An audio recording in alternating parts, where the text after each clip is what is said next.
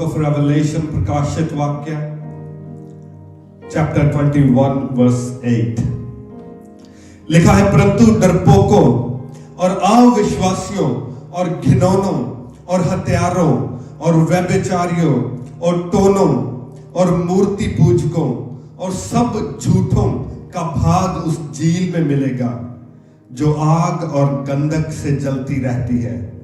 ये दूसरी मृत्यु होगी। हालेलुया। एक बात मैं आपको बताना चाहता हूं कि ये एब्सोल्यूट ट्रुथ है। There is a real heaven and real hell. आज बहुत सारी थ्योरीज आ गई हैं जो ह्यूमन थिंकिंग है, वो कहते हैं कि स्वर्ग और नरक धरती पर ही है।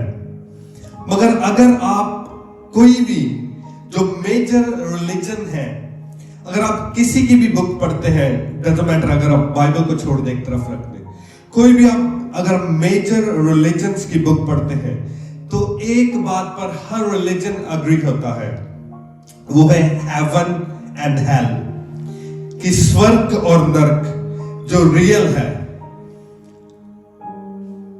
और लेट मी टेल यू कि जो नरक है, आजकल बहुत सारे रैपर्स, सिंगर्स आ गए हैं जिन्होंने अपनी सोल डेविल को सेल कर दी है, जिन्होंने अपनी आत्मा शैतान को सेल कर दी है, उन्होंने अपनी सोल बेच दी है और अपने आप को शैतान के हाथों में दे दिया है। और अगर आप उनके गाने सुनो तो वो हेल को ऐसे डिस्क्राइब करते हैं जैसे कि वो बहुत एक अच्छी जगह है जहां पे बहुत सारा फन है, और आप अगर हेल में जाते हैं तो बहुत आप वहां एंजॉय करने वाले हैं। मगर आप कोई भी मेजर रिलीजन का अगर धार्मिक ग्रंथ पढ़े तो वो एब्सोल्यूट श्योर है कि जो हेल है, जो नरक है, वो बहुत ही डेंजरस प्लेस है। मगर अगर आपने उसका डीप रेवलेशन लेना है, अगर आपने हेल और हेवन के बारे में जानना है कि सबसे ज्यादा अगर इंफॉर्मेशन कहीं दी गई है हेवन और हेल के बारे में, वो बाइबल में डिस्क्राइब किया गया है इसको। इतनी ज्यादा डिटेल्ड इंफॉर्मेशन हेवन के बारे में, स्वर्ग के बारे में और नरक के बारे में, दोनों जगहों के बारे में अगर आपको चाहिए तो आपको बाइबल को पढ़ना पड़ेगा। तो लेट मी टेल यू, जो हेल है, जो नरक है, it's not a nice place, it's a dangerous place, वो डर्टी प्लेस है। बाइबल में लिखा है कि वो एक ऐसी झील है, वो ऐसा एक दरिया है जो आग है जिसमें और गंधक से जलता रहता है। और लिखा है जो डरपोक है, अविश्वासी और घिनौने काम करने वाले, हत्यारे और व्यभिचारी, जो व्यभिचार करते हैं और जो टूने करते हैं, जो मूर्तियों को पूजते हैं और जो झूठ बोलते हैं, ये सभी आपको कहां मिलेंगे? हेल में, नरक में, आग की झील में। So that is not a nice place. और ये अगर बाइबल को आप डीपली पढ़े तो लिखा है ये दूसरी मृत्यु है। और ये जो धरती पर आपका जीवन है, किसी का 60 साल, 70 साल, 80 साल, 100 साल, और ये जीवन फिनिश होने वाला है। मगर वो पहली मृत्यु है, जो पहली मृत्यु के द्वारा वो जीवन फिनिश हो जाएगा और आपको पता भी नहीं चलेगा कि कब आपका जीवन फिनिश हो गया।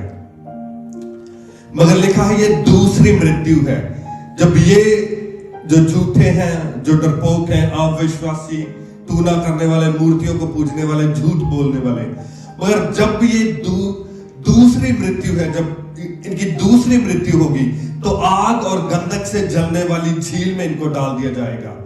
और बाइबल में लिखा है ये कभी भी बुझने वाली नहीं है। सो ये जो जीवन है ये कभी फिनिश होने वाला नहीं है, ये हमेशा का जीवन है जिसको कहते हैं एटर्निटी।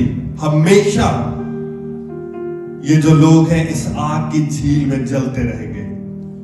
मगर मेरा ये आज का टॉपिक हेवन और हेल पे नहीं है, ये फिर किसी दिन डिस्कस करेंगे अगर हेवन और हेल के बारे में डिस्कस करना होगा। मगर मेरा जो आज का टॉपिक है मेरा उसके बारे में है, जो उस झील में डाले जाएंगे लोग। अगर आप पढ़े तो बाकी चीजें आपको समझ आती है कि जो घिनौने काम करने वाले हैं, कि जो गंदे काम करते हैं, वो आग की झील में डाल दिए जाएंगे। हत्यारे, जिन्होंने किसी की हत्या की है, जो व्यभिचार करते हैं, सेक्सुअल सिन करते हैं, वो उसमें डाल दिए जाएंगे। जो दूसरों पर टोने करने वाले हैं, जो जादू और टोने करके लोगों का नुकसान करते हैं, वो भी इसी झील में आपको मिलेंगे। मूर्तियों को पूजने वाले, जो परमेश्वर की महिमा किसी मूर्ति को देते हैं, क्योंकि बाइबल में लिखा है कि आपका जो सर है वो सच्चे और जिंदा परमेश्वर के आगे झुकना चाहिए, ना कि उन मूर्तियों के आगे जो इंसान के हाथों की बनाई हुई है। और झूठ बोलने वाले, मगर एक उनके बीच में आता है जिसने मेरी अटेंशन को लिया, जिसको मैंने जब पढ़ा तो मैं सोच में पड़ गया कि ये कैसे हो सकता है। जो पहला परमेश्वर ने इंसान लिखा है कि जो पहला इंसान हेल में, नरक में डाला जाएगा, वो है डरपोक। रेवलेशन चैप्टर 21 वर्स 8 लिखा, परंतु डरपोकों और अविश्वासी, डरपोक और अविश्वासी लिखा है नरक में डाल दिए जाएंगे। So that is kind of थोड़ी लीक से हटकर है, जो नॉर्मल है उससे हटकर, कि डरपोक और अविश्वासी इनको क्यों नरक में डाला जाएगा। तो मेरा जो आज का टॉपिक है कि डरपोक लिखा, जो डरपोक है वो परमेश्वर के राज्य को नहीं देखने पाएंगे। क्यों डरपोक नहीं परमेश्वर के राज्य को देखने पाएंगे? ऐसा क्यों है?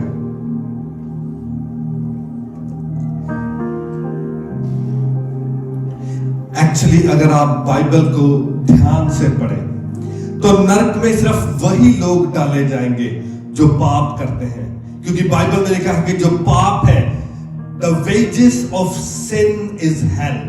जो पाप की मजदूरी है, जो पाप करके आपको उसकी इनकम मिलती है, जो आपको उसकी तनख्वाह मिलती है, वो हेल है, हेल में जाना। जैसे आप काम करते हैं, आपको वेजेस आई, आपके अकाउंट में वेजेस आई, और आपने उस वेजेस से मान लो अमेरिका की टिकट बाय कर ली और आप अमेरिका में चले गए, ये यूरोप की टिकट बाय की और आप यूरोप चले गए।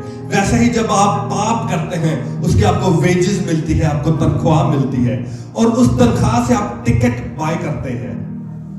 और लिखा है जो उस टिकट से बाय करता है वो हेल की टिकट बाय करता है। सो इट मीन्स, अगर बाइबल में लिखा है कि जो डरपोक और अविश्वासी है, उनका भाग उस आग की झील में होगा जो गंधक की है और जो जलती रहती है। क्यों ऐसा क्यों होता है? आपको पता, आज का जो संसार है वो सफर कर रहा है। आज पाप का बोलबाला हर तरफ है। जो पापी लोग हैं उनसे लोग डरते हैं, उनके आगे कोई मुंह नहीं खोलता। मगर अगर आप देखें, आप परसेंटेज निकालें, तो जो घिनौने काम करने वाले हैं, जिनके कारण, जैसे जो नशा बेचने वाले हैं, जो गैंगस्टर्स हैं, जो उल्टे काम करते हैं, जो नाइफ क्राइम करते हैं, कुछ भी क्राइम करते हैं, वो बहुत थोड़े हैं। मगर जो मॉरली गुड इंसान है, जो अच्छे इंसान है, वो बहुत ज्यादा है। मगर अगर आप देखें, संसार आज इसलिए सफर कर रहा है, इसलिए नहीं कि पाप करने वाले बहुत हैं, गैंगस्टर्स बहुत ज्यादा हैं, नशा बेचने वाले बहुत ज्यादा हैं, मगर इसलिए कि जो अच्छे लोग हैं वो अपना मुंह बंद किए हुए हैं। जो अच्छे लोग हैं वो अपना मुंह बंद किए हुए हैं, वो उठते नहीं हैं इनका सामना करने के लिए। अगर आप देखें कि नशा बेचने वाले एक गांव में 2 लोग होंगे, मगर उसी गांव में 200 लोग हैं जो नशा नहीं बेचते। मगर प्रॉब्लम है कि वो उनके सामने खड़ा नहीं होना चाहते, वो अपने मुंह को नहीं खोलना चाहते, वो डरते हैं, वो डरपोक है। आपने आजकल वीडियोस देखी हैं कि 5 लोग एक बंदे को पीट रहे होते हैं, मार रहे होते हैं, और 50 लोग उधर खड़े होकर देख रहे हैं, और उसमें से 10 लोग वीडियो बना रहे हैं। देखिए आपने वीडियोस को, देखिए वीडियोस। लिखा है कि आज जो संसार है वो सफर कर रहा है, इसलिए क्योंकि अच्छे लोग अपना मुंह नहीं खोल रहे, वो डरपोक है, वो डरते हैं कि अगर इन 5 लोगों को रोका तो ये उसको छोड़कर हमें पीटने लग जाएंगे। क्या आपको नहीं लगता अगर 50 लोग खड़े हो जाए कि नहीं भाई आप इसको नहीं मार सकते, तो क्या होगा? वो एक बंदा बच जाएगा। मैंने देखा है आज कई वीडियोस ऐसी आती हैं कि एक अकेली लड़की जा रही है और 2-3 बंदे उसको हरास कर रहे हैं, और उधर 30 लोग खड़े हैं, आगे से निकल रहे हैं, और उनमें इतनी हिम्मत नहीं है कि उस 3 लोगों को रोक दे कि भाई आप क्यों इस लड़की को हरास कर रहे हो, क्यों इस लड़की को छेड़ रहे हो।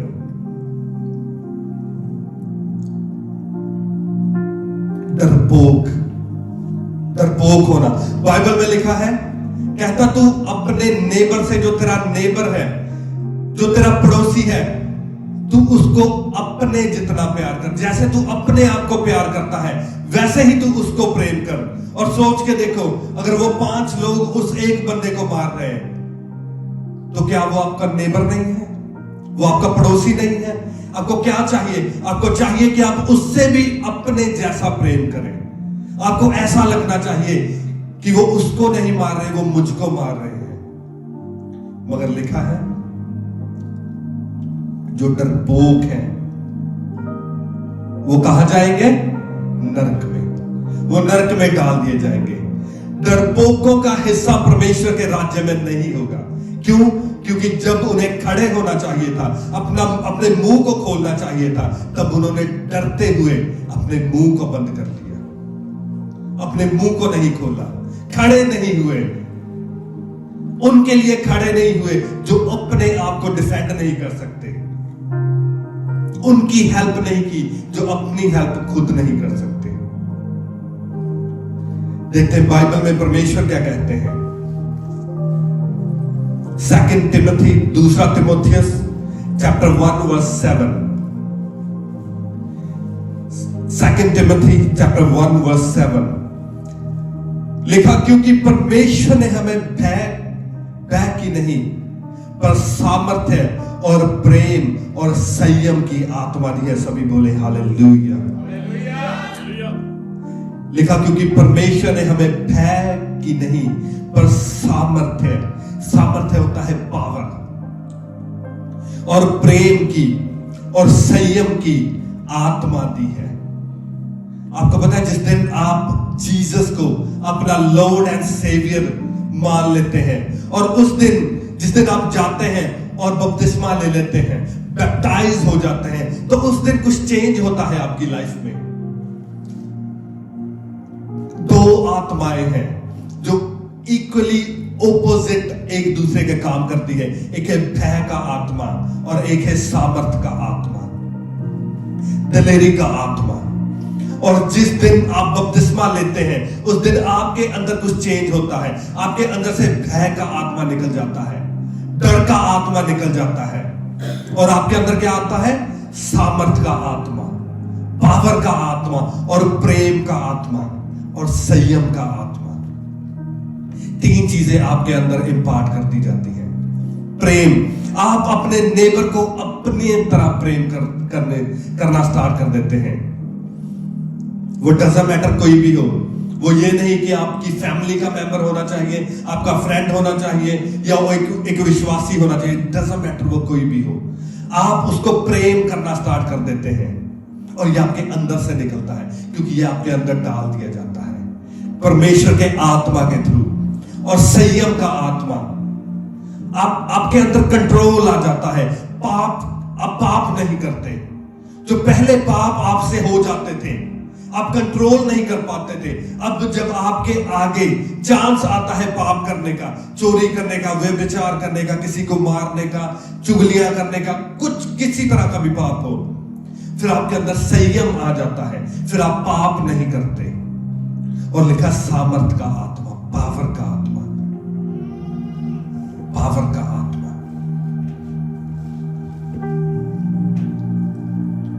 आपको पता है, जो दिलेरी है, जो बोल्डनेस है, जो करेज है, वो आपका एक इमोशन नहीं है। वो ये नहीं है कि आपके अंदर से इमोशन निकला और आप दिलेर हो गए। No no no no. जो करेज है, जो बोल्डनेस है, जो दिलेरी है, वो एक आत्मा है जो परमेश्वर आपके अंदर डालते हैं। और दिलेरी ये नहीं है कि आपने, आपके घर वालों की, आपकी फैमिली की लड़ाई हो गई और आपने तलवार उठाई और आपने कोई हथियार लिया और आप लड़ने चले गए। नो नो, ये दिलेरी नहीं है, ये मूर्खता है। इसीलिए लिखा है संयम, उसके साथ प्रेम और संयम आता है। मगर दैट्स नॉट इमोशन, ये इमोशन नहीं है, ये आत्मा है और परमेश्वर के द्वारा आपको दिया जाता है। मगर मैंने कई बिलीवर्स में देखा है, जो बिलीवर्स है, बपतिस्मा भी लिया हुआ है, मगर स्टिल परमेश्वर में भी है, स्टिल उनमें दिलेरी नहीं काम करती। दिलेरी का आत्मा उनके अंदर काम नहीं करता। आपको पता है मैं किस दिलेरी की बात कर रहा हूं, मैं किस बोल्डनेस की बात कर रहा हूं। कि क्रिश्चियन होते हैं, वो वैसे बहुत बोल्ड है। आपकी वैसे रोड पे चलते गाड़ी टच होगी, 1 मिनट में गाड़ी से बाहर निकल के लड़ना स्टार्ट हो जाते हैं। मैं उस मूर्खता की बात नहीं कर रहा, वो मूर्खता है। किसी ने आपको कुछ कह दिया, मिन्नू ने कितना कहता लड़ना, फोन कर दिया और लड़ने स्टार्ट हो गए ना। मैं वो मूर्खता है, वो बोल्डनेस नहीं है। आप समझ रहे मैं क्या कह रहा हूं? मैं होली बोल्डनेस की बात कर रहा हूं, जो पवित्र बोल्डनेस है, जो परमेश्वर के राज्य के लिए काम करने वाली बोल्डनेस है। वो दिलेरी जिसे आप परमेश्वर की सेवा करते हैं, परमेश्वर के लोगों की हेल्प करते हैं, अपने नेबर की हेल्प करते हैं और प्रेम करते हैं। आपको पता, प्रेम दिलेरी के बिना नहीं होता। आपको प्रेम करने के लिए बोल्डनेस चाहिए, आपको संयम चाहिए। मैं उस बोल्डनेस की बात करता हूं, उसकी मूर्खता की बात नहीं कर रहा। ये दोनों डिफरेंट है। तो ऐसे मत समझना कि आज पास्टर जी ने कहा दिलेर हो जाओ, बस आज मैंने क्या किसी ने गंदा दिता, जाते ही फोन करो, अच्छा भाजी उधर मैंने तुसी आ क्या सी लड़ना। नो नो नो, ये डिफरेंट है। मैं होली एंगर, होली होली बोल्डनेस, परमेश्वर की सेवा करने वाली बोल्डनेस की बात कर रहा हूं। तो मैंने बिलीवर्स की लाइफ में देखा है कि ये स्पिरिट ऑफ बोल्डनेस नहीं है। वो फेथ के स्टेप नहीं ले पा रहे, वो बोल्डनेस में नहीं चल रहे, वो दिलेरी से परमेश्वर के काम नहीं कर पा रहे। बपतिस्मा भी लिया है और विश्वासी भी है, कई साल हो गए हैं परमेश्वर में आए हुए, मगर स्टिल परमेश्वर की सेवा उस तरह से नहीं कर पा रहे जिस तरह से करनी चाहिए। बोल्डनेस से, दिलेरी से सेवा नहीं कर पा रहे। तो मैंने परमेश्वर से पूछा, मैंने कहा परमेश्वर क्या उनके अंदर आत्मा नहीं है? क्योंकि आपके वचन में लिखा है कि आपने उनको आत्मा दिया है, दिलेरी का आत्मा दिया है, सामर्थ का आत्मा दिया है, पावर का आत्मा दिया है। और जब आप कई विश्वासियों की, क्रिश्चियंस की लाइफ देखते हैं, आपको कोई सामर्थ उनकी लाइफ में नहीं दिखती, कोई पावर उनकी लाइफ में नहीं दिखती, कोई दिलेरी उनकी लाइफ में नहीं दिखती। तो परमेश्वर ने कहा कि आत्मा तो उनके अंदर है, मगर उनके ऊपर नहीं है। क्या है? आत्मा अंदर तो है मगर ऊपर नहीं है। आपको पता है 2 चीजें होती हैं। अगर आपको बाइबल के बारे में डीप नॉलेज हो तो पवित्र आत्मा एक आपके अंदर होना डिफरेंट चीज है, मगर आपके ऊपर आना एक डिफरेंट चीज है। काम तब होते हैं जब आत्मा आपके ऊपर आता है। परमेश्वर ने कहा कि आत्मा उनके अंदर तो है मगर ऊपर नहीं है। और अंदर भी आत्मा दबा हुआ है। कैसे? इमोशंस के नीचे दबा हुआ है। इमोशंस जो आपके इमोशंस हैं उनके नीचे दबा हुआ है आत्मा। और ह्यूमन थिंकिंग, कई लोग ओवर थिंक करते हैं, वो अगर मैंने ये किया तब ये हो जाएगा, अगर मैंने ये कर दिया तब ये हो जाएगा। ओवर थिंक हम करते रहते हैं, ओवर थिंक कर करके अपनी लाइफ को डिस्ट्रॉय कर लेते हैं। वो कभी बातें हमारी लाइफ में कभी नहीं होनी होती जो हम ओवर थिंक कर करके अपना भी दिमाग खराब कर लिया, अपनी फैमिली का भी दिमाग खराब कर लिया, और कभी परमेश्वर की सामर्थ के लिए, परमेश्वर की किंगडम के लिए काम नहीं करने पाए। आपको पता, मैंने देखा है बहुत सारे लोग हैं जो ऑलवेज रेडी रहते हैं अपनी लाइफ को ले डाउन करने के लिए, मगर ऑल द रॉन्ग रीजंस, कईयों के राइट भी होते हैं, कईयों के रॉन्ग होते हैं। आपको पता है कि बहुत सारे, मोस्टली 99% सोल्जर्स, चाहे वो जिस कंट्री के मर्जी हो, डजंट मैटर, वो अमेरिका के हैं, इंडिया के हैं, इंग्लैंड के हैं, वो हमेशा रेडी रहते हैं कि अगर आज जरूरत पड़े तो हम अपनी जान अपने देश के लिए दे सकते हैं। क्या ऐसे है?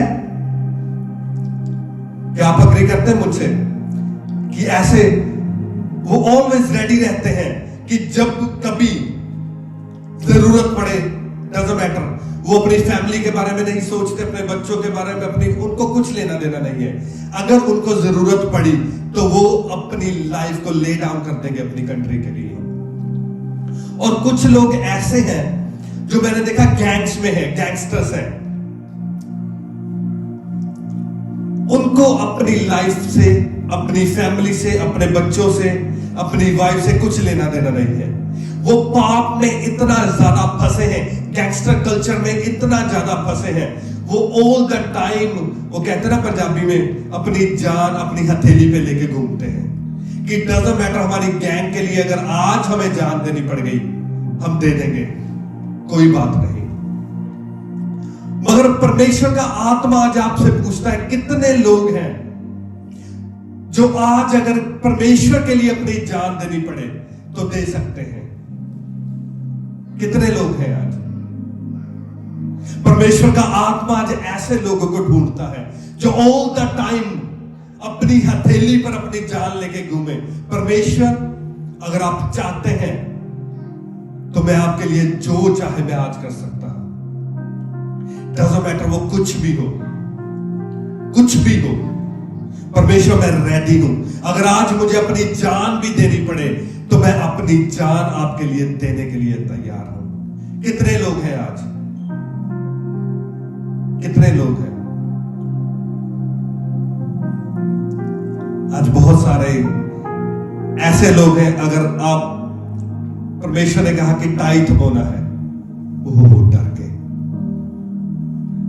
सारा फाइनेंस बिगड़ जाएगा, मैंने तो ये करना है, मैं वो करना है, अगर मैंने टाइट बो दिया तो ग्रोसरी कहां से आएगी?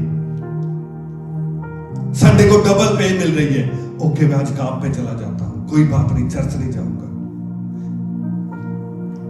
मगर परमेश्वर के वचन में क्या लिखा है? परमेश्वर के वचन में लिखा है, वो कहता जो कोई अपने प्राण को बचाएगा वो क्या करेगा? वो उसे खो देगा।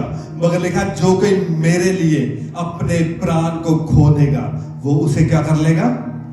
बचा लेगा। Hallelujah. That is a deep revelation.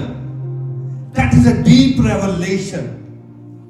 कहता जो कोई अपना प्राण बचाएगा, वो ट्राई करेगा अपने प्राण को बचाने की, अपने जान को बचाने की, वो कहता वो उसे खो देगा। मगर जो कोई मेरे लिए अपना प्राण खो देगा, कहता वो उसे बचा लेगा। आपको पता है जो न्यू जनरेशन होती है, नई जनरेशन होती है, वो अपने एंसेस्टर से सीखती है, वो अपने पूर्वजों से सीखती है कि हमने क्या करना है। जब मैं अपनी लाइफ में देखता हूं तो मैंने अपने एंसेस्टर से सीखा है, मैंने अपने पूर्वजों से सीखा है कि परमेश्वर की सेवा कैसे करनी है। कई बार लोग मुझे कह देते हैं यू आर वेरी रेडिकल, मुझे याद है जब पहले, आज से 10 साल पहले हम इवेंजलिज्म करने जाते थे, तो कई बार ऐसे होता था कि सिर्फ 10 मिनट हुए हैं, हम गए हैं हाई स्ट्रीट पे और 10 मिनट में कुछ और हमारे भाई किसी और धर्म के आ गए और रोक दिया, हमें मारेंगे पीटेंगे, ये कर देंगे, भाग जाओ यहां से। 10 मिनट में कई बार कोई और आ गए कि यहां से चले जाओ, ओके, और फिर नेक्स्ट वीक जाना, फिर नेक्स्ट वीक जाना। ऐसे मैंने 10 साल इवेंजलिज्म किया। कहां से सीखा मैंने? अपने भाइयों से। जब मैंने अपने भाइयों की लाइफ को देखा कि उन्होंने परमेश्वर को कैसे सर्व किया, तो उनमें जो दिलेरी का आत्मा था वो मुझ में इंपार्ट हुआ। जब मैंने उनकी लाइफ को स्टडी किया, मेरे बड़े बड़े भाई, जब मैंने पीटर की लाइफ को पढ़ा, इतनी दलेरी वाली लाइफ उसकी, कैसे उसको मारा गया, पीटा गया, मगर उसने परमेश्वर का प्रचार करना नहीं छोड़ा, इवेंजलिज्म करना नहीं छोड़ा। और जब उसका लास्ट टाइम आया, सोच के देखो, जब पीटर का लास्ट टाइम आया, जब पीटर को शहीद करने जा रहे हैं, तो उसको क्रूस पर चढ़ाने जा रहे हैं। क्रूस आगे है और पीटर उनके सामने खड़ा है। पीटर उस क्रूस के सामने खड़ा है और उसको चढ़ाने लगे। आपको पता पीटर ने क्या कहा? पीटर ने उस क्रूस को चूमा और पीटर ने कहा, जो उसको क्रूस पर चढ़ाने वाले थे, उन्होंने कहा, आपको पता है ये जो क्रूस है, ये क्रॉस है, इस पर मेरे लॉर्ड एंड मेरे सेवियर, मेरे प्रभु को चढ़ाया गया था। और उसने कहा, मैं इस काबिल नहीं हूं कि मैं इस क्रूस पर चढ़ाया जाऊं। आप ऐसे करें, मेरे प्रभु को सीधा इस क्रूस पर चढ़ाया गया था, आप मुझे उल्टा चढ़ा दें इस क्रूस पे। सोच के देखो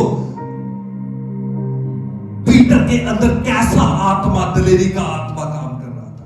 उसने ये नहीं कहा कि मुझे छोड़ दो, मुझे माफ कर दो, मैं जीसस का इनकार करता हूं, आज के बाद मैं इवेंजलिज्म नहीं करूंगा, मैं यीशु का नाम नहीं लूंगा। नो नो नो, उसने कहा था, यीशु को इस क्रूस पर सीधा चढ़ाया गया था, मुझे आप इस क्रूस पर उल्टा करके चढ़ा दो। वो कौन था? पीटर। वो मेरा भाई था, वो मसीह में मेरा भाई था। जब स्टीफन को मारने लगे, उसको पत्थरवाह करने लगे, जो पहला शहीद क्रिश्चियनिटी का पहला मार्टर था, उन्होंने खड्डा खोदा, उसको उसमें डाल दिया, कमर तक उसको डाल के ऊपर मिट्टी डाल दी और कहा, इनकार कर जीसस का। उसने कहा, प्रभु ये नहीं जानते, इनकी आंखें खोल दे, प्रभु इनको माफ कर दे। तो और उन्होंने क्या किया? पत्थर, बड़ी बड़ी ईंटें मारकर उसको, स्टीफन को मार दिया।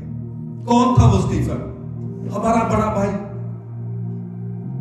Brother in Christ, same spirit, वही स्पिरिट जो स्टीफन में थी, वही आत्मा हम में डाला गया है। कोई डिफरेंट आत्मा नहीं डाला गया, वही दिलेरी का आत्मा जो स्टीफन में डाला गया था, वही आत्मा मुझ में डाला गया है और वही आत्मा आप में डाला गया है। हालेलुया।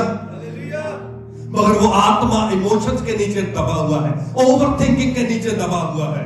आज अगर हमें कह दे कि इवेंजलिज्म करने जाना है, ओहो मेरे पास तो पेपर नहीं है, मेरे तो काम पे जाना है, मैं अगर काम पे नहीं गया तो पैसे कहां से आएंगे, बिल कहां से दूंगा। आपको पता, जब एंड्रू, इंद्रियास जिसको कहते हैं, उसको एक्स शेप क्रूस पर चढ़ाने लगे। क्यों चढ़ाने लगे? क्योंकि जीसस का प्रचार करता था, इवेंजलिज्म करता था, लोगों को हील कर रहा है, लोगों को डिलीवर कर रहा है, किसी की हेल्प कर रहा है।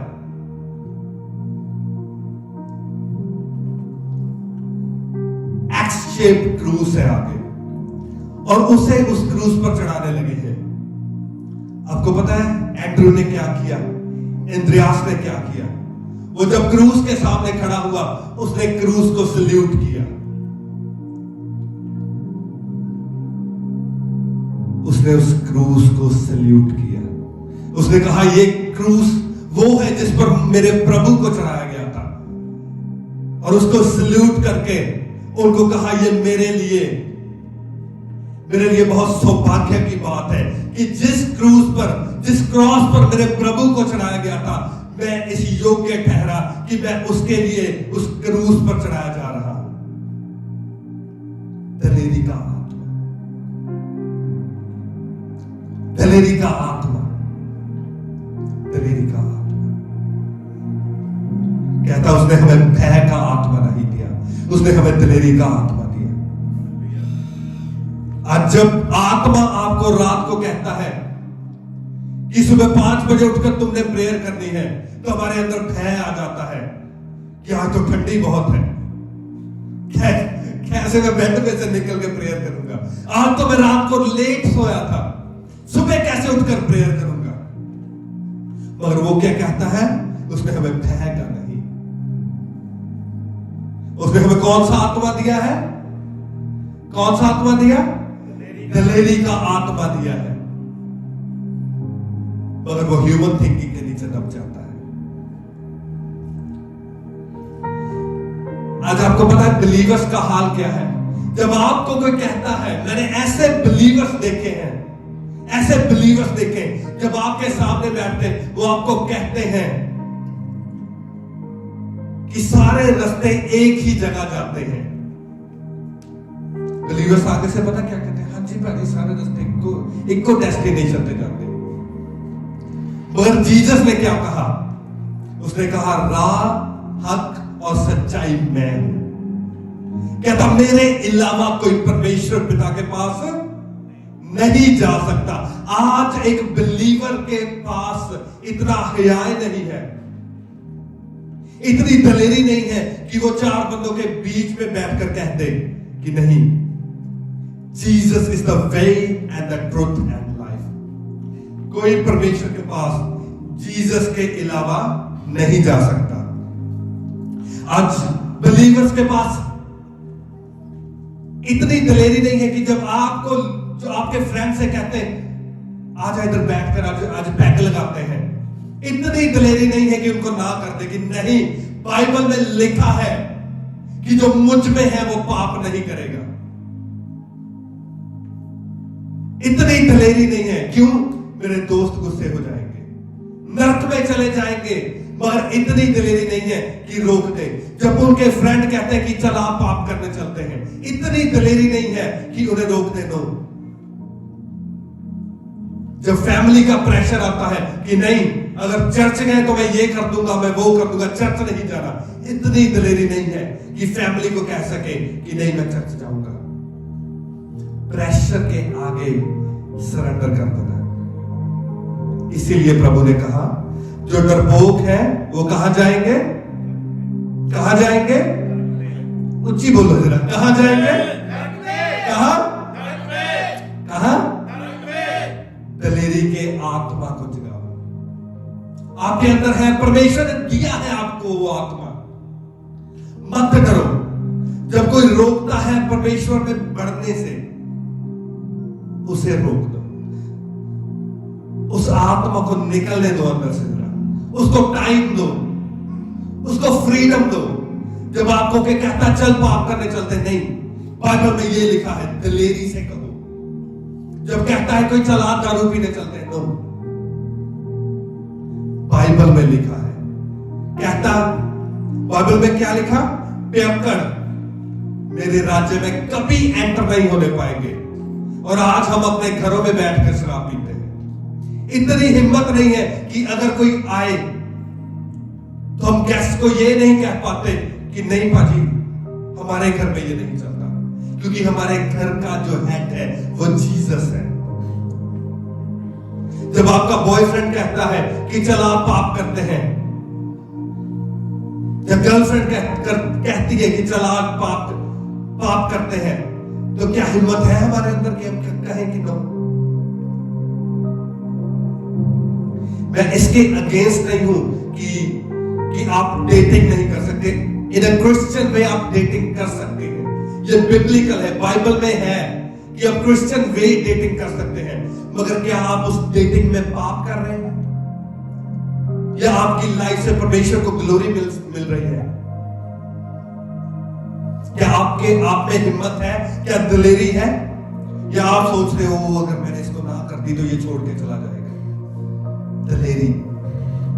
इसलिए परमेश्वर ने कहा कि जो डरपोक है, जो मैंने वचन में कहा है, उसको बोलने से डरते हैं, उसको करने से डरते हैं, उनका भाग नरक में होगा। हालेलुया। मैंने कई बिलीवर्स की लाइफ में देखा है, वो कहते हैं अगर हम ज्यादा प्रेयर करना स्टार्ट करते हैं तो शैतान के अटैक ज्यादा होने स्टार्ट हो जाते हैं। इसी कारण पास्टर जी ऐसी प्रेयर थोड़ी करते हैं, शैतान अटैक ज्यादा करना स्टार्ट करता है। इट मीन्स आप डर गए उससे। जब आप प्रार्थना में बढ़े, आप फास्टिंग में बढ़े, शैतान ने अटैक स्टार्ट कर दिए। आप पहले चर्च नहीं आते थे, आपने चर्च आना स्टार्ट किया और शैतान ने आपके ऊपर अटैक करना स्टार्ट कर दिया और आपने डर के चर्च आना बंद कर दिया। आपको पता है शैतान ने आपके ऊपर अटैक करना क्यों स्टार्ट किया? क्योंकि जब आपने चर्च आना स्टार्ट किया, शैतान डर गया। जो पिछली 3 पीढ़ियों से आपकी लाइफ में काम कर रहा है, पहले आपकी दादी की लाइफ में, आपकी मां की लाइफ में, फिर आपकी लाइफ में, उन सब का डाइवोर्स हुआ, अब आपका भी डाइवोर्स हो गया। आपके डैड, आपके दादा, परदादा सभी शराब पी के मरे, या किडनी फेलियर से मरे, या हार्ट अटैक से मरे, और आपको भी अब बीपी हाई रहता है, आपको डायबिटीज हो गई है, और पिछली 3 पीढ़ियों से डायबिटीज चल रही है।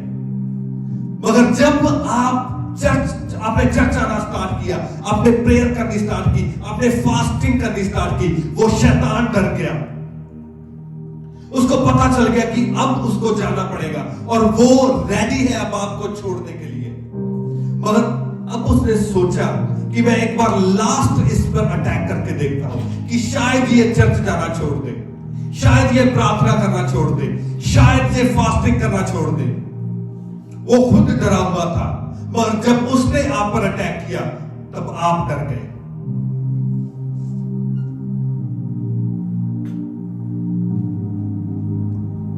तब आप डर गए और आपने चर्च आना बंद कर दिया। आपने बपतिस्मा लेना था और परमेश्वर के राज्य में, उस स्वर्ग में एंटर होना था, मगर उससे पहले ही आपने डर के चर्च आना छोड़ दिया। इसीलिए बाइबल में लिखा है कि जो डरपोक है, जो परमेश्वर के लिए स्टैंड नहीं ले पा रहे, उनका भाग उस आग की झील में जो गंधक से जलती है उसमें होगा। इसीलिए क्योंकि जब आप परमेश्वर के लिए स्टैंड लेते हैं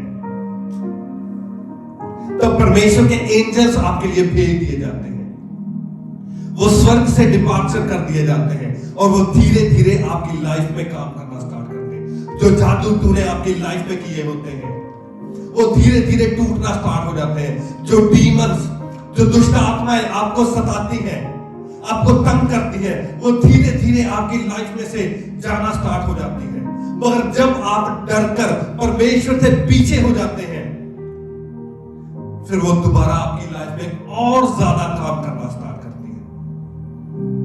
फिर बाइबल में लिखा है कि उस इंसान की दशा पहले से भी ज्यादा बुरी हो जाती है, क्योंकि वो और दुष्ट आत्माओं को साथ में लेके आती है और वो 7 दुष्ट आत्माएं और 7 दुष्ट आत्माओं को लेके आती हैं। फिर वो मिलके आपको तंग करना स्टार्ट कर देती है। क्यों? क्योंकि जब आप परमेश्वर में आए, आप चर्च में आए, आपने उस शैतान को तंग किया, उस शैतान को अपनी लाइफ में से आउट करना आपने स्टार्ट कर दिया और परमेश्वर की फायर उस शैतान पर पड़ी और वो शैतान तंग हुआ। और जब आप छोड़ देते हैं, परमेश्वर से पीछे हट जाते हैं, फिर कोई ऐसी पावर नहीं होती जो उस शैतान को तंग कर सके या उसको आपकी लाइफ में से बाहर निकाल सके। फिर उसको फ्री हैंड मिल जाता है आपकी लाइफ में काम करने के लिए और वो फ्री हैंड से आपकी लाइफ में काम करना स्टार्ट कर देता है। फिर और दशा बुरी हो जाती है। इसीलिए दिलेरी का आत्मा आप में काम करना चाहिए। परमेश्वर के किंगडम के लिए स्टैंड लेने का आत्मा वो दिलेरी का आत्मा आप में होना चाहिए और वो एक्टिव होना चाहिए और आपका माइंड इसके लिए प्रिपेयर होना चाहिए। हालेलुया। आपको पता है बाइबल में आपके बारे में क्या लिखा है? बाइबल में आपके बारे में लिखा है you are the ambassadors of Christ. Ambassadors सबको पता है एम्बेसडर क्या होते हैं? एम्बेसडर्स राजदूत।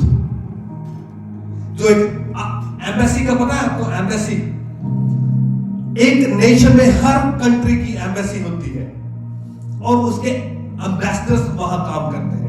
जैसे इंग्लैंड में इंडिया की एम्बेसी है और इंडिया का एक एम्बेसडर इंग्लैंड में होता है और उस एम्बेसडर का काम क्या होता है? उसका काम, उस राजदूत का काम होता है कि जो इंडिया की पॉलिसीज है वो इंग्लैंड में उसने लागू करनी है। ऐसे ही होता है।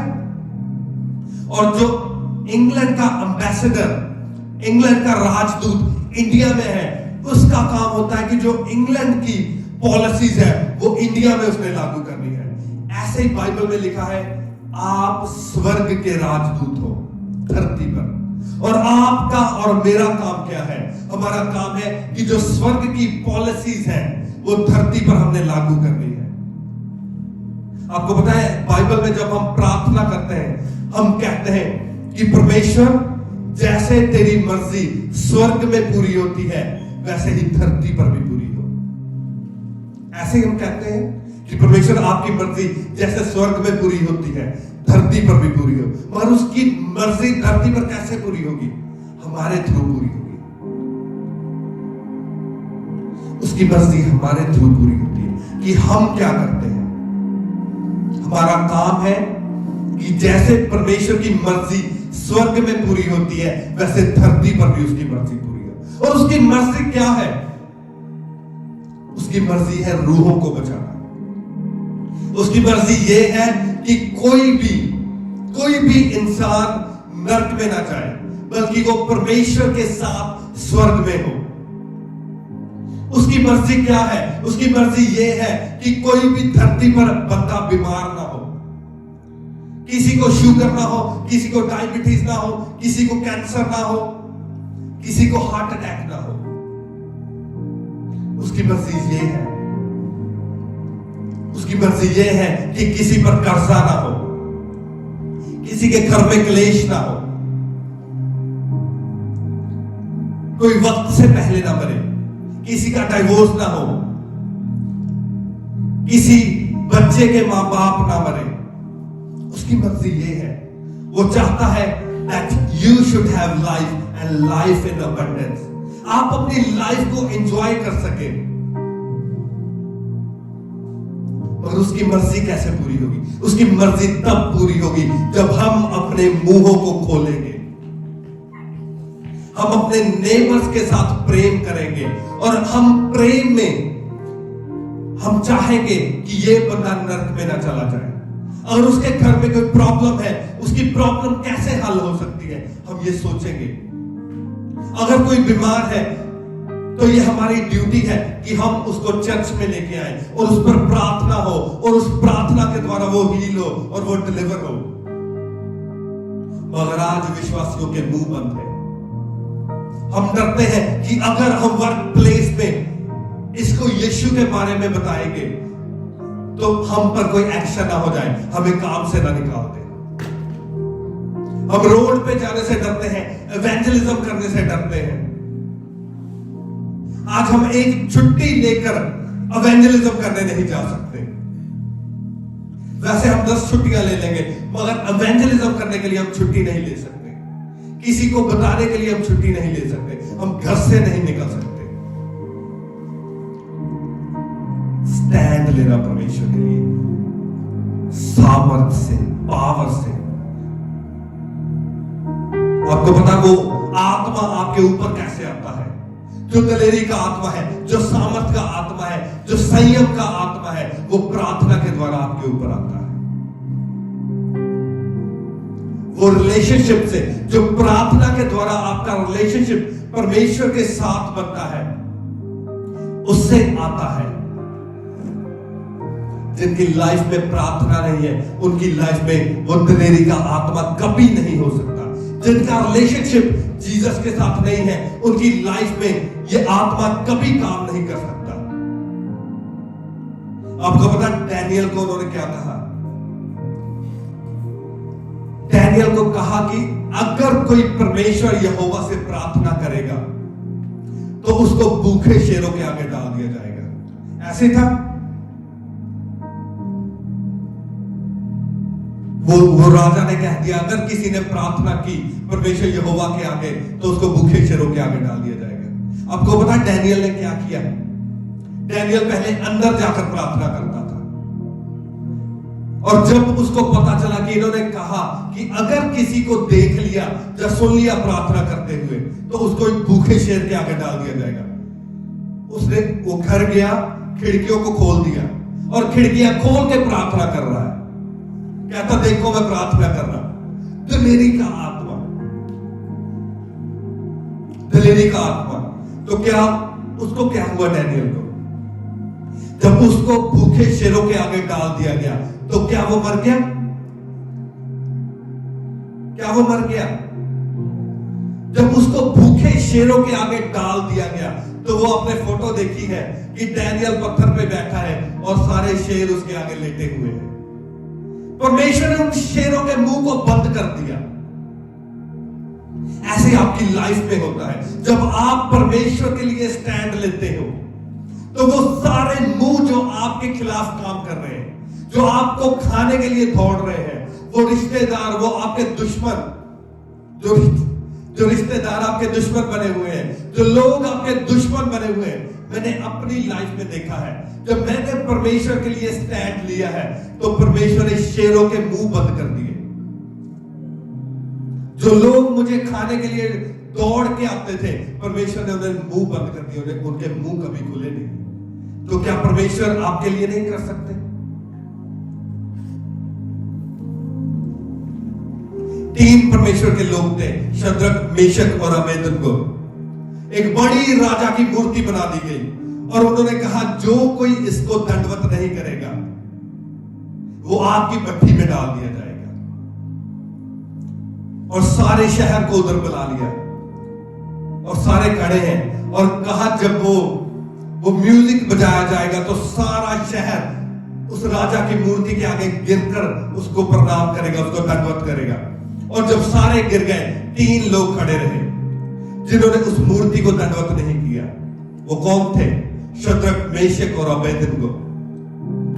और राजा ने क्या किया? कहता इनको पकड़ो और भट्टी में डाल दो। और उनको पकड़ के भट्टी में डाल दिया गया। और जो उनको फेंकने गए थे, लिखा आग इतनी ज्यादा थी भट्टी की कि वो खुद जल के राख हो गए। मगर जब राजा ने देखा ऊपर बैठे, कहता वो ऐसे नहीं है कि तीन लोगों को हमने अंदर डाला है, मगर 4 लोग अंदर घूम रहे हैं। ऐसे लिखा बाइबल में।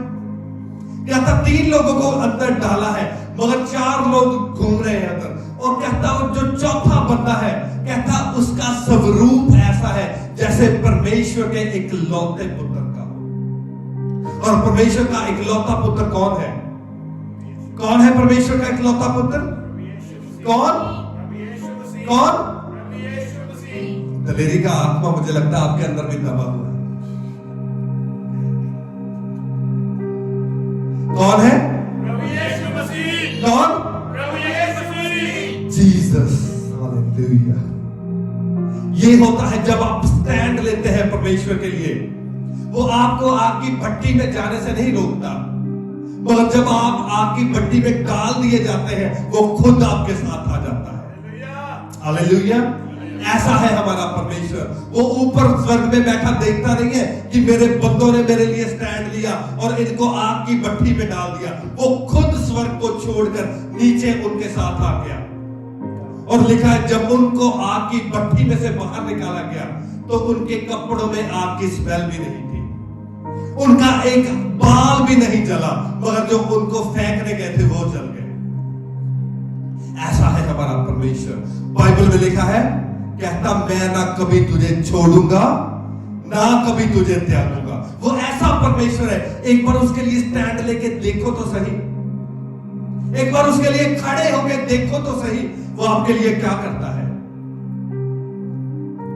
वो आपके हालातों को भी चेंज कर देगा, वो आपकी लाइफ को भी चेंज कर देगा, आपकी बॉडी को चेंज कर देगा, वो आपकी फैमिली को चेंज कर देगा, वो आपके फाइनेंस को चेंज कर देगा, वो आपके बिजनेस को चेंज कर देगा, वो आपके शहर को चेंज कर देगा, वो आपकी कंट्री को चेंज कर देगा। किया है ना उसने पंजाब को चेंज, किया है ना पंजाब को चेंज उसने। देखा आपने पंजाब में क्या हो रहा है। एवरी डे मैं देखता हूं पॉडकास्ट बनते हैं, ओ इन्होंने क्रिश्चियनों ने पैसे दे दिए। एक तो मुझे पैसे, एक मुझे, आप में से 90% मुझे पता है लोग वो हैं जो नॉन क्रिश्चियन बैकग्राउंड से आए हैं।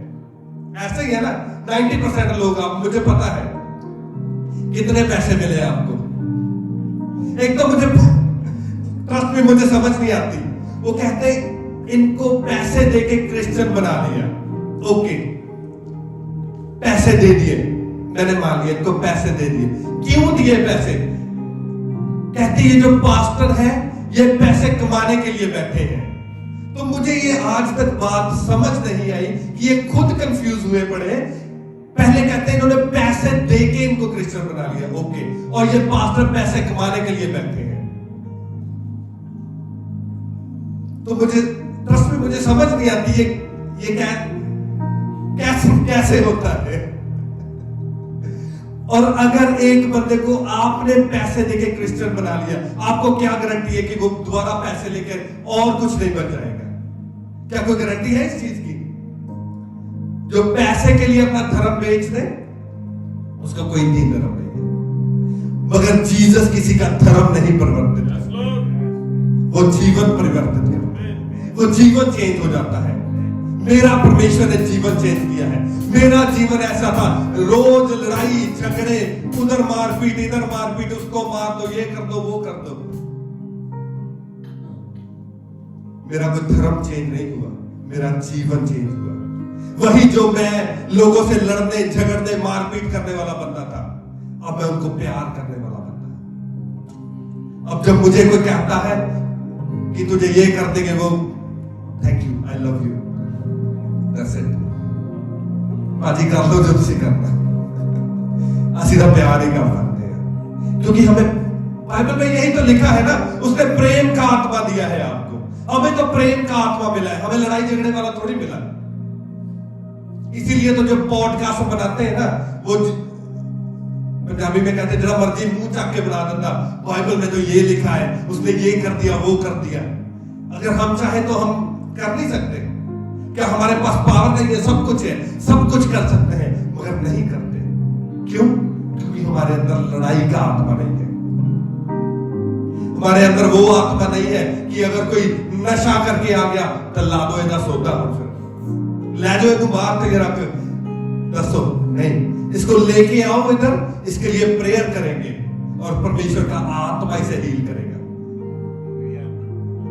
परमेश्वर का आत्मा इसका मन परिवर्तित करेगा और ये नशों को छोड़ देगा।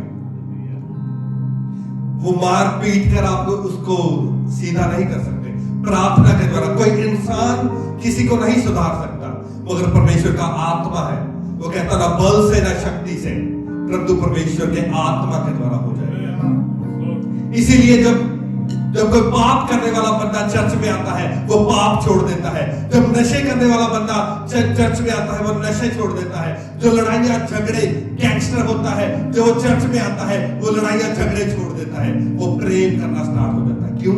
क्योंकि हमें आत्मा ही प्रेम का दिया गया है, हमें प्रेम का आत्मा दिया गया है। हमें लड़ाई झगड़ों का आत्मा नहीं दिया गया, हमें प्रेम का आत्मा दिया गया और दिलेरी का आत्मा दिया गया है। दिलेरी से प्रेम करने का। और 10 बंदे किसी को मार रहे हैं, मैं अकेला हूं तो मैं उसे छुड़ाऊंगा।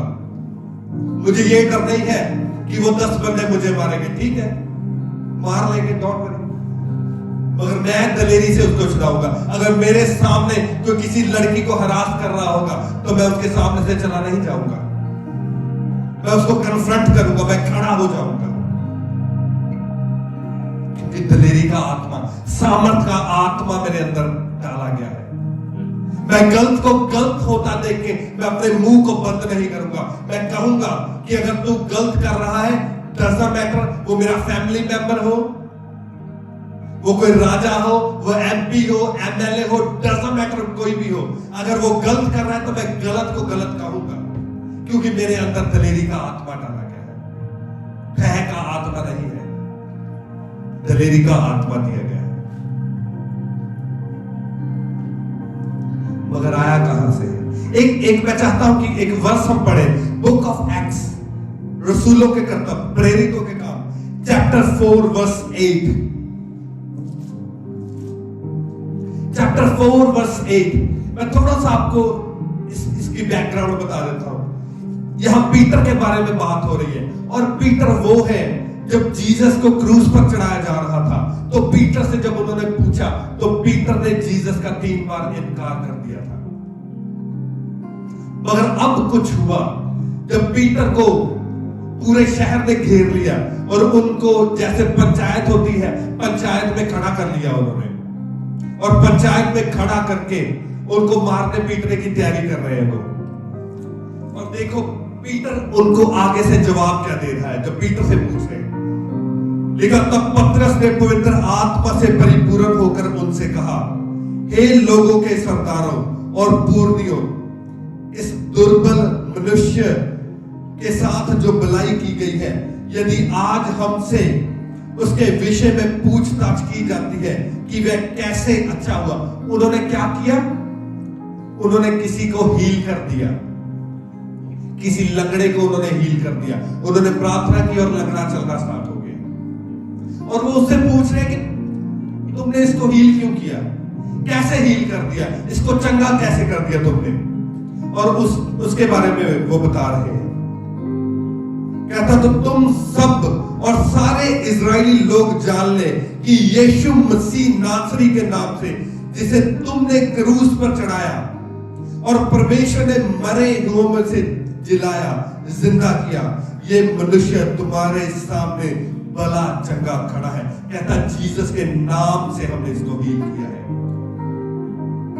यह वही पत्थर है जिसे तुम राज मिस्त्रियों ने तुच्छ जाना, और वह कोने के सिरे का पत्थर हो गया। दलेरी चेक करो उसकी, सोच के देखो, 200-300 बंदों ने उन्हें घेरा हुआ है, और कैसे वो दलेरी से उनके मुंह के ऊपर उनको जवाब दे रहा है, दलेरी से, बोल्डनेस से उनको जवाब दे रहा है।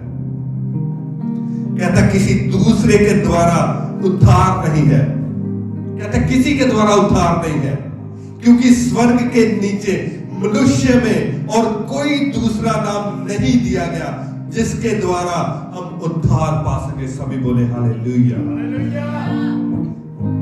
दलेरी चेक की उनकी, 200-300 बंदों ने घेरा हुआ है, वो उनको मार सकते हैं, मगर उनके मुंह पे वो कह रहा है, कहता धरती के नीचे कोई और नाम नहीं दिया गया जिसके द्वारा उद्धार हो सके। केवल और केवल प्रभु यीशु के द्वारा उद्धार हो सकता है। आगे लिखा है, तब उन्होंने पतरस और यूहन्ना का साहस देखा और ये जाना कि ये अनपढ़ और साधारण मनुष्य है।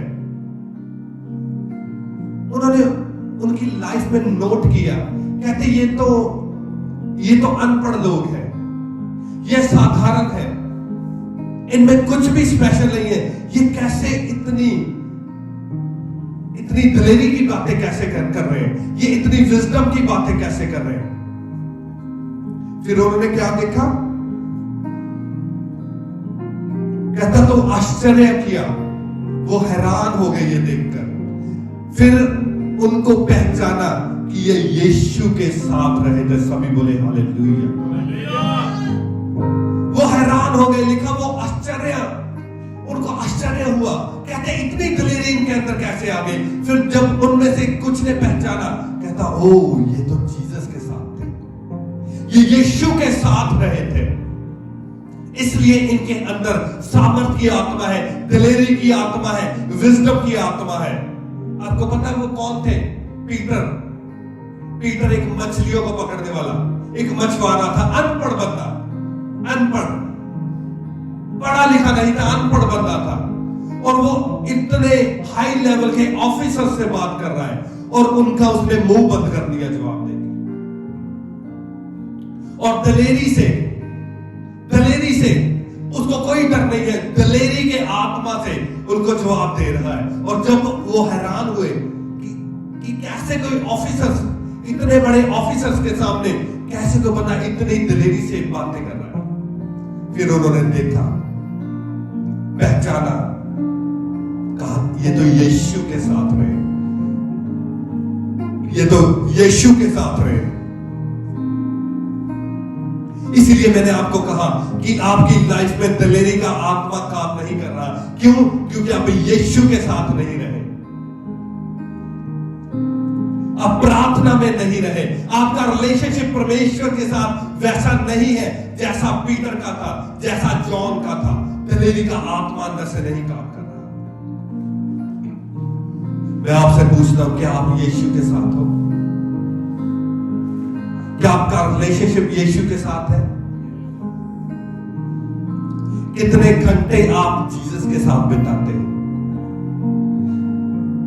आप जिस बंदे को प्रेम करते हो, कितने घंटे उसके साथ बिताते हो? अपने हस्बैंड के साथ, अपने वाइफ के साथ, अपने बच्चों के साथ कितने घंटे आप बिताते हो? कितने घंटे आप उनके साथ रहते हो? कितने घंटे आप उनके साथ फोन पे बातें करते हो? क्या आपका प्रेम जीसस के साथ वैसा है? क्या आप उतना टाइम जीसस के साथ बिताते हो? क्या सुबह उठते ही आप कहते हो गुड मॉर्निंग जीसस, यहां मैं हूं, ओके, अगला आधा घंटा, अगला घंटा मैं आपके लिए हूं, बस मैं और आप। सोने से पहले जब आपकी सारी फैमिली बेड में चली जाती है, क्या आप जीसस के साथ बैठते हो? क्या जब आप काम पर होते हो, आपको काम से ब्रेक होती है, दोपहर को आप कहते हो जीसस हियर आई एम, मैं यहां पर हूं, मुझे 45 मिनट्स की ब्रेक है, ओके, मैं 20 मिनट्स में अपना खाना खा लूंगा और 25 मिनट्स मैं आपके साथ स्पेंड करूंगा। यहां फोन उठाते, हेलो मम्मी, कहता ठीक हो, हेलो पाजी इंडिया, फ्रेंड को फोन कर लिया। ये हम ये करते हैं। किसके साथ रिलेशनशिप है हमारा? दलेरी परमेश्वर के साथ रिलेशनशिप से निकलती है, और रिलेशनशिप प्रेयर से निकलता है। रिलेशनशिप एक बार संडे को चर्च आने से नहीं बनता। डजंट मैटर आपके पास्टर के साथ आपका रिलेशनशिप कैसा है, ये मायने नहीं रखता।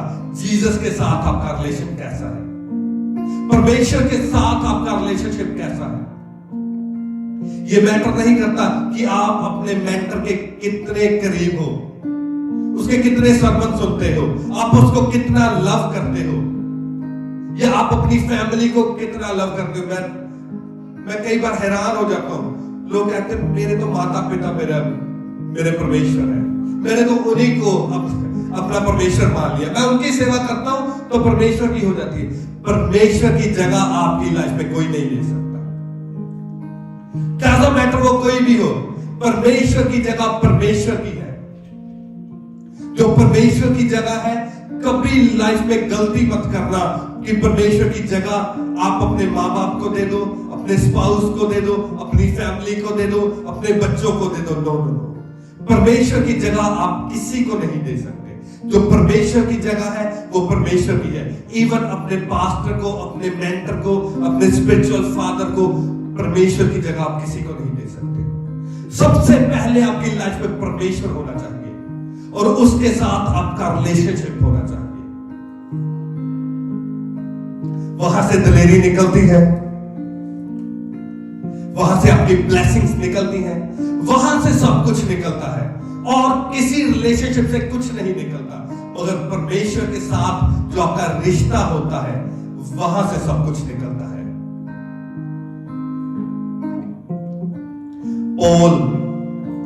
जो पौलुस था, सबसे ज्यादा परमेश्वर के लिए काम उसने किया। आपको पता पौल क्यों कर पाया इतना काम परमेश्वर के लिए? उसने एक जगह बाइबल में कहा है, उसने कहा मेरे लिए जीवन मसीह और मरना लाभ की बात है। उसने क्या कहा? मेरे लिए जीवन क्या है? मसीह और मेरे लिए मरना लाभ की बात है, क्योंकि उसको पता है, उसको कॉन्फिडेंस है, उसको अपना फ्यूचर दिख रहा है। उसने कहा जितनी देर मैं जीऊंगा मैं यीशु के लिए काम करूंगा, और जब मैं मर जाऊंगा उसको पता है मैं कहां जा रहा हूं।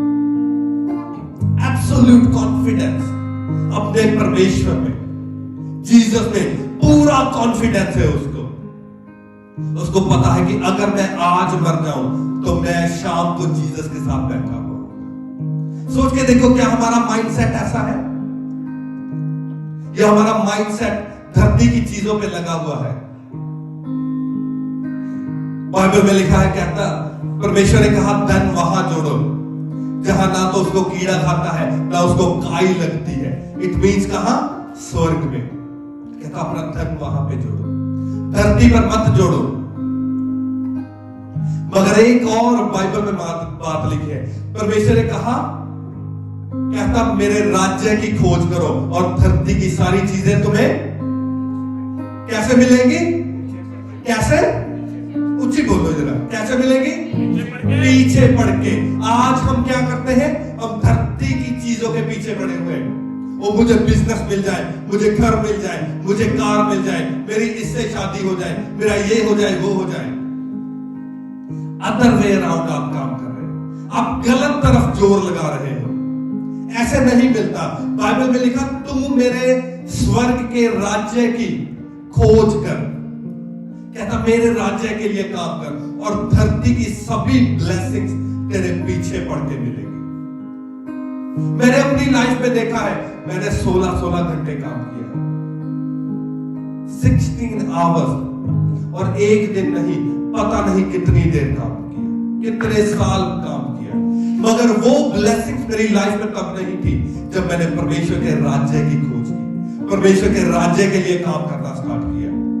ऐसी ब्लेसिंग्स मैंने अपनी लाइफ में देखी जो वो काम करके मैं कभी नहीं पा सकता था। करके देखो एक बार, परमेश्वर के लिए स्टैंड लेके देखो, स्टैंड लेके देखो। आपको पता है कैसे परमेश्वर का राज्य कैसे काम करता है?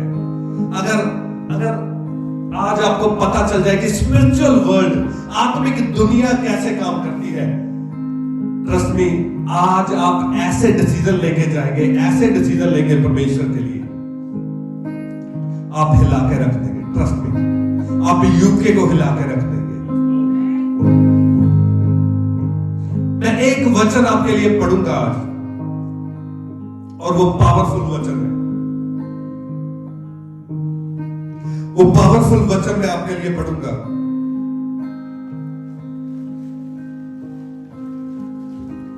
और अगर आपको वो वचन समझ आ गया, वो वचन अगर आपको समझ आ गया, ट्रस्ट में आप दुनिया को हिलाने वाला आत्मा आपके अंदर आ जाएगा। आप समझ लोगे कि परमेश्वर कैसे आपकी टेंशन कैसे लेते हैं। एक वचन मेरे साथ निकाले, दूसरा राजाओं, 2 किंग्स चैप्टर 6।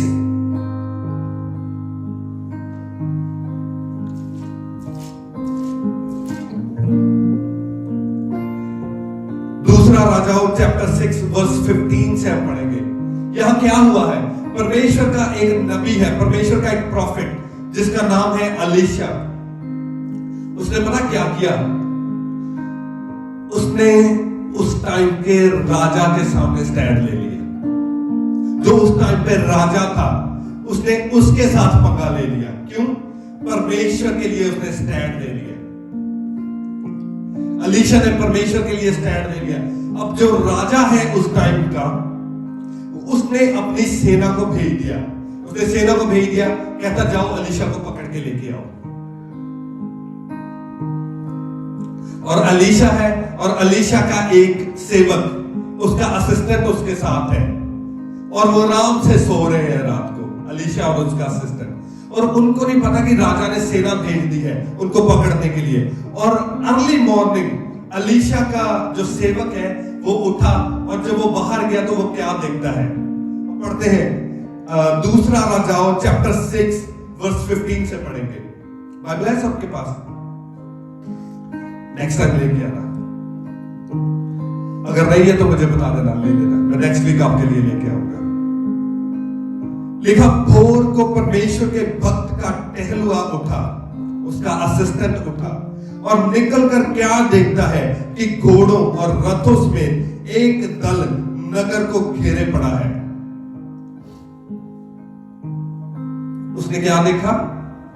जो बाहर निकला तो घोड़े और रथ, सेना कहता उस नगर को घेर के खड़ी है। अब सोच के देखो कितनी सेना होगी, और इतने इधर कितने लोग हैं? 2, अलीशा और उसका सेवक 2 जन है। और उसने देखा कि सेना ने घेर लिया, चारों तरफ से घेर लिया, और वो देख रहा क्या? घोड़े और रथ है। क्या है? क्या? घोड़े और रथ है। वो देख रहा है घोड़े और रथ है, और वो डर गया, भागा उधर से। कहता तब उसके सेवक ने उससे कहा, हाय मेरे स्वामी, हम क्या करें? डर गया, भय का आत्मा अलीशा के साथ रहता है और फिर भी डर गया। कई बार ऐसे बिलीवर होते हैं ना, थोड़ी सी टेंशन आ गई, मर गए, हाय मर गए, अब क्या होगा, अब क्या होगा, थोड़ी सी टेंशन भी नहीं ले सकते, बहुत जल्दी डर जाते। ऐसे ही वो है, रहता तो अलीशा के साथ है, बहुत सारे उसने मिरेकल अपने लाइफ में देख लिए, मगर डर गया, उतर गया। कहता अलीशा अब क्या होगा? हाय मेरे स्वामी, हम क्या करें? उसने कहा मत डर, क्योंकि जो हमारी ओर है वह उनसे अधिक है जो उनकी ओर है। हालेलुया। अलीशा कहता मत डर, कहता क्योंकि जो उनकी ओर है, कहता जो हमारी ओर है उनसे अधिक है जो उनकी ओर है। और तब जो उसका असिस्टेंट है सोच रहा होगा, वो कहता होगा इसका दिमाग खराब हो गया लगता, कहता अलीशा है लग गया। ऐसे ना जब आप पास्टर के पास जाते हैं, पास्टर आपको कहता टेंशन मत ले, आप सोचते हैं यार आप पास्टर तो समझ नहीं होती मेरी लाइफ में कितनी टेंशन पड़ी हुई है, और पास्टर मुझे कहता टेंशन मत ले, क्योंकि पास्टर स्पिरिचुअल होता है। आपका मेंटर वो स्पिरिट में चीजें देख रहा होता है, जो आप नेचुरल वर्ल्ड में देख रहे होते हैं वो नेचुरल वर्ल्ड में नहीं देखता। अगर वाकई वो स्पिरिचुअली लेड आपका पास्टर होगा, आपका मेंटर अगर आत्मिक होगा, तो वो उस चीज पर ध्यान नहीं देगा जो प्रॉब्लम आप उसको बताएंगे, वो चीज आपको बताएगा वो जो स्पिरिट में देख रहा होगा। अलीशा कहता मत डर, कहता हमारी और उनसे अधिक है जो उनकी ओर है। फिर क्या हुआ? आगे पढ़ते हैं। कहता मैं उनसे अधिक है जो उनकी ओर है। तब अलीशा ने ये प्रार्थना की, कहता हे यहोवा, उसकी आंखें खोल दे कि यह देख सके। उसने प्रार्थना की, कहता परमेश्वर, कहता ये जो मेरा असिस्टेंट है इसकी आंखें खोल दे ताकि ये देख सके। आपको पता है जो लोग जो स्पिरिचुअली लेड नहीं होते, वो बहुत सारी चीजें हैं जो देख नहीं सकते। वो चीजें उनकी अराउंड होती है, उनके इर्द गिर्द होती है, मगर वो देख नहीं पाते। मगर एक जो स्पिरिचुअल बंदा है, जो परमेश्वर के साथ जिसका रिश्ता मजबूत है, वो उन चीजों को देख रहा होता है, इसलिए वो कभी घबराता नहीं है। डजंट मैटर, कोई भी सिचुएशन आ जाए वो कभी नहीं घबराता।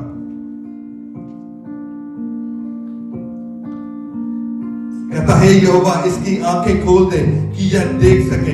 तब यहोवा ने सेवक की आंखों को खोल दिया, और जब वह देख सका तब क्या देखा कि अलीशा के चारों ओर का पहाड़ अग्निमयी घोड़ों और रथों से भरा हुआ है।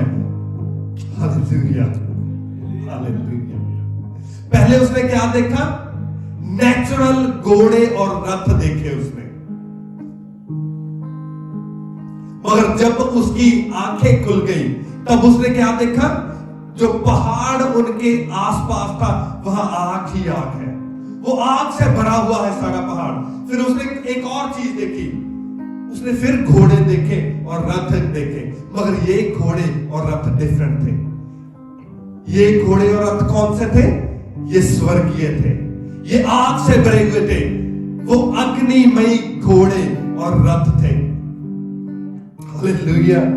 तब अरामी उसके पास आए।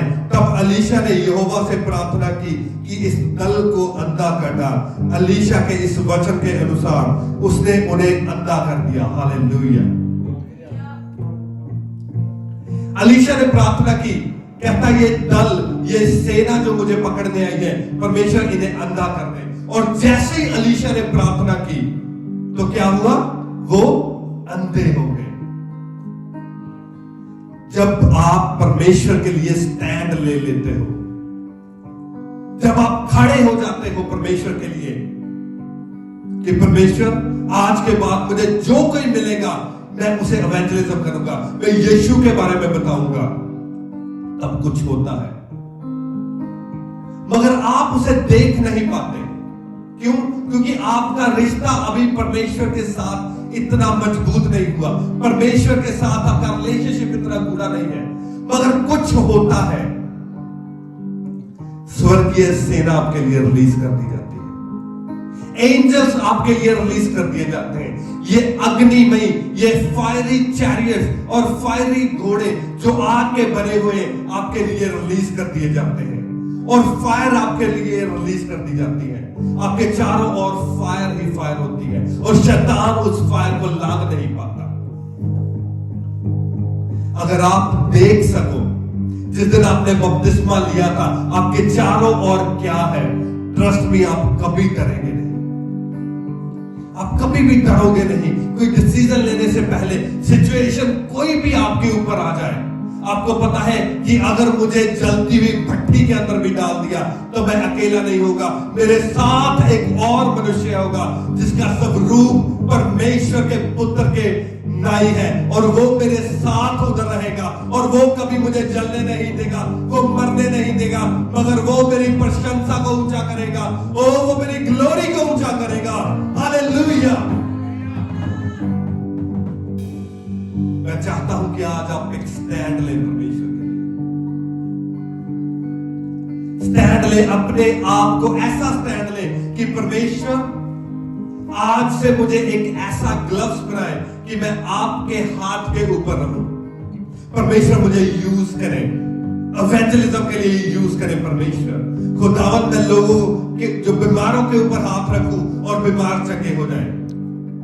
परमेश्वर मैं ऐसा प्रेम लोगों के लिए करूं कि परमेश्वर जो लोग नरक की आग में जा रहे हैं, परमेश्वर मैं नरक की आग में अपने हाथ को डालकर उनको बाहर खींच लूं। परमेश्वर आज जब कोई मुझे पाप करने के लिए कहे तो मेरे अंदर वो दलेरी का आत्मा बोले और मैं पाप के लिए इनकार कर सकूं। परमेश्वर मैं आपके लिए टेरिटरी ले सकूं। आज कौन लोग टेरिटरी ले रहे हैं? आपको पता है कौन टेरिटरी जीत रहा है? यूके किसी टाइम पे क्रिश्चियन नेशन था, मगर वो धीरे धीरे परमेश्वर के लोगों ने अपने मुंह को बंद कर लिया और जो गलत हो रहा था उसको होने दिया, होने दिया, होने दिया। आज टेरिटरी कौन ले रहा है? कौन ले रहा है?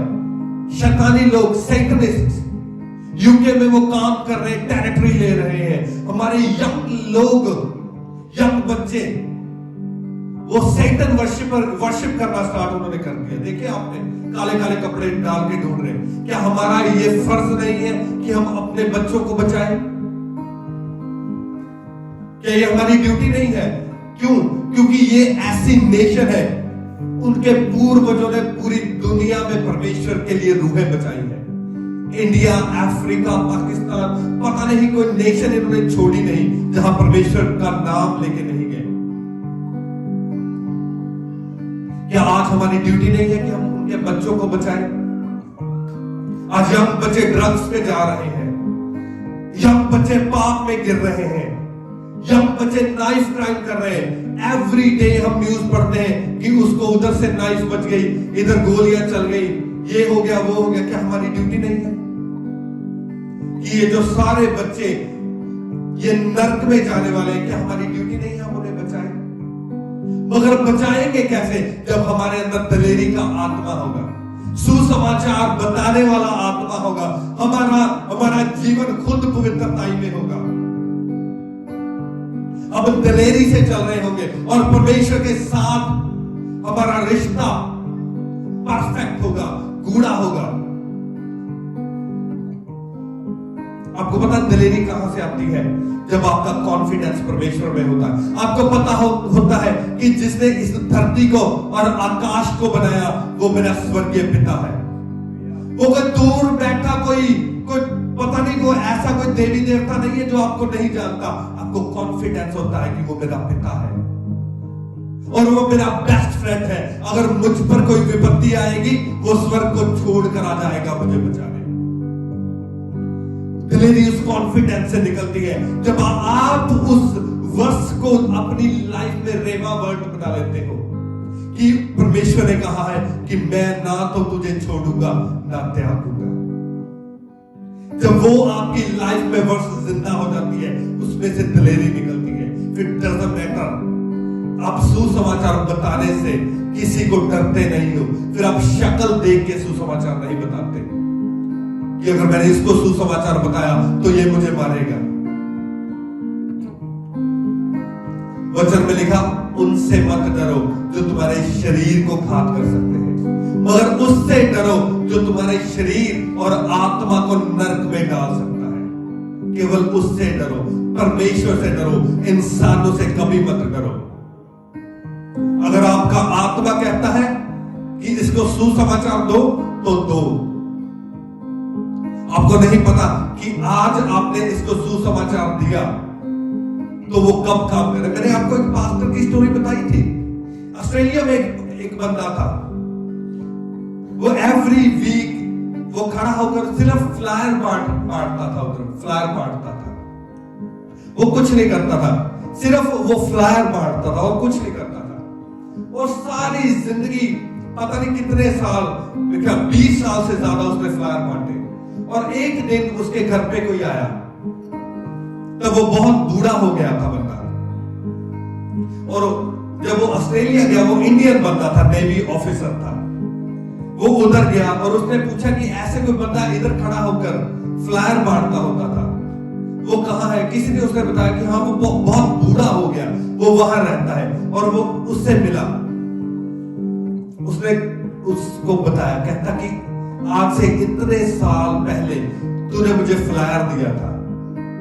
और कहता उस फ्लायर के द्वारा मेरी लाइफ चेंज हुई, मैं पास्टर हूं। आज मेरे नीचे मेरे ख्याल से 26,000 पास्टर्स उसने बताया था। 26,000 पास्टर उसने तैयार किए। और कैसे हुआ? वो एक हिंदू बंदा था, वो ऑस्ट्रेलिया नेवी ऑफिसर था, उसकी पोस्टिंग ऑस्ट्रेलिया में हुई। और उसने फ्लायर उससे लिया और उस फ्लायर को लिया, वो चेंज हुआ, बाइबल पढ़ी और पास्टर बन गया। और पास्टर बन के उसने आगे पास्टर्स को तैयार करना स्टार्ट किया। 26,000 पास्टर्स उसने तैयार किए। और उसने उसको बताया, कहता मैं दुबई में गया, उधर मुझे लोग मिले, उन्होंने कहा कि इस बंदे ने हमें फ्लायर दिया था, आज मैं पास्टर हूं और मेरे अंडर इतने पास्टर हैं। कहता मैं न्यूजीलैंड गया, इंग्लैंड गया, अमेरिका गया, हर जगह कहता जहां मैंने टेस्टिमनी शेयर की मुझे लोग मिले कि उस बंदे ने, हम ऑस्ट्रेलिया गए थे, उसने हमें फ्लायर दिया और उस फ्लायर के द्वारा मेरी लाइफ चेंज हुई और आज मैंने इतने पास्टर्स तैयार किए।